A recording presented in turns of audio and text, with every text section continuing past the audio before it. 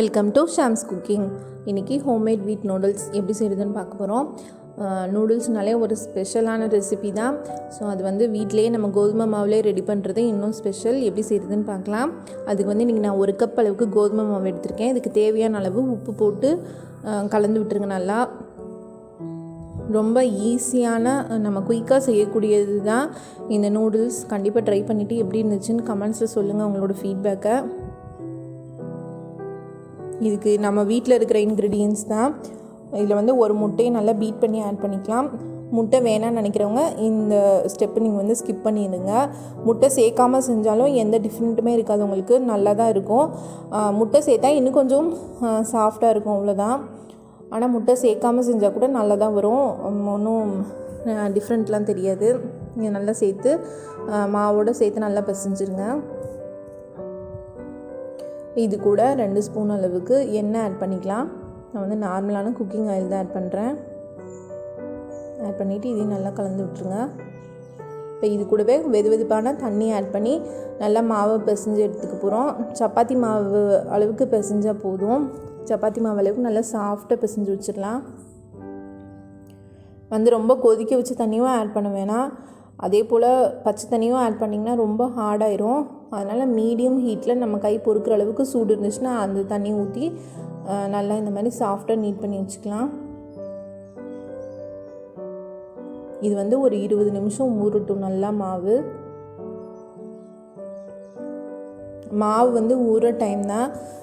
நம்ம நெக்ஸ்ட்டு வந்து நூடுல்ஸ் செய்ய ஆரம்பிச்சிட்டோன்னா அதை அப்படியே குக் பண்ணிடலாம். நம்ம அடுத்து நூடுல்ஸ் செஞ்சிடலாம். அந்தளவுக்கு இது வந்து சீக்கிரமே ரெடி ஆயிரும் நமக்கு. இன்றைக்கி நான் வந்து இந்த இது புளியறதுக்கு வந்து இந்த மாதிரி ரோல் பண்ணுவோம்ல, அந்த மாதிரி ஒரு முறுக்கு வச்சு எடுத்திருக்கேன். இது கூட அந்த சின்ன கண்ணுள்ள இந்த தட்டு எடுத்திருக்கேன். இதுதான் உங்களுக்கு கரெக்டாக வரும். நம்ம புளியறதும் இருந்தாலும் நீங்கள் செய்யலாம். கொஞ்சம் உங்களுக்கு கஷ்டமாக இருக்க மாதிரி இருக்கும். இந்த மாதிரி சுற்றுற மாதிரி இருந்துச்சுன்னா இன்னும் கொஞ்சம் ஈஸியாக இருக்கும். நான் வந்து அடுப்பில் ஒரு பாத்திரத்தில் தண்ணி கொதிக்க வச்சுருக்கேன். இது கூடவே சால்ட் வச்சுருக்கேன். அடுப்பில் தான் இருக்குது தண்ணி. வந்து கொஞ்சம் தேவையான அளவுக்கு சால்ட்டு போட்டுக்கோங்க. போட்டு தண்ணி நல்லா கொதிச்சுட்ருக்கும்போது நம்ம ரெடி பண்ணி வச்சுருந்த மாவை வந்து அந்த முறுக்கு அச்சில் வச்சு நல்லா புழிஞ்சு விட்டுடலாம். இதோட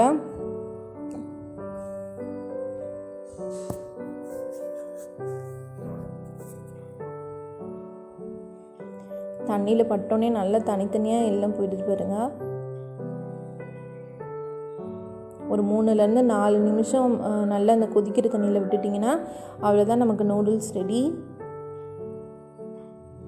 இது வந்து ரெடி டு குக் தான். நம்ம இது செஞ்சுட்டு அடுத்து நம்ம காய்கறி வேக வச்சுட்டு அப்படியே நூடுல்ஸ் ஆட் பண்ணி நம்ம நூடுல்ஸ் ரெசிபி செஞ்சிடலாம். ரொம்ப ஈஸி தான். 1 கப் மாவில் வந்து ஒரு 4 பேர் இருக்கிற ஃபேமிலிக்கு வந்து தாராளமாக இருக்கும், போதும்.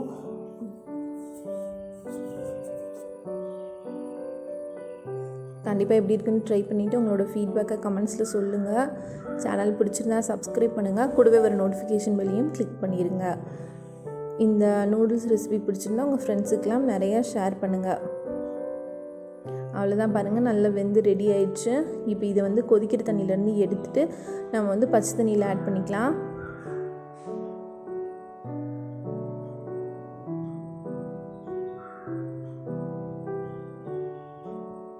இப்போது 2வது பேட்ச் போட்டு எடுத்துடலாம்.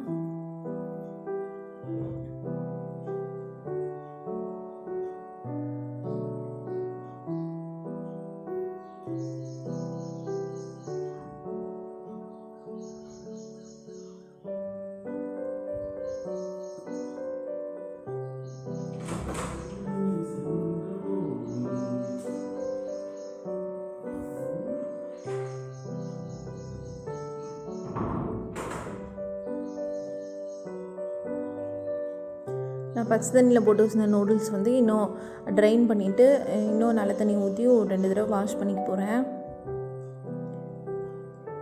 அவ்வளோதான், நூடுல்ஸ் ரெடி ஆயிடுச்சு. கண்டிப்பாக இது எப்படி இருக்குன்னு ட்ரை பண்ணிவிட்டு கமெண்ட்ஸில் சொல்லுங்கள். இது எல்லாருமே ஈஸியாக பண்ணிடலாம். பிகினர்ஸ் கூட ரொம்ப கஷ்டமான ஸ்டெப்லாம் இல்லை, யார் வேணாலும் செஞ்சிடலாம். அந்த நூடுல்ஸ் ரெசிபி நம்மக்கிட்ட கோதுமை மாவு இருந்தால் போதும். ஒரு 1/2 அன் ஹவரில் இது ரெடி பண்ணிடலாம்.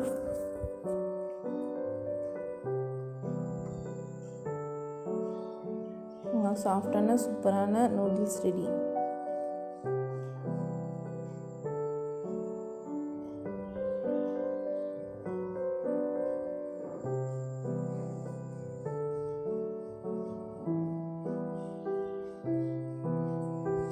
நன்றி.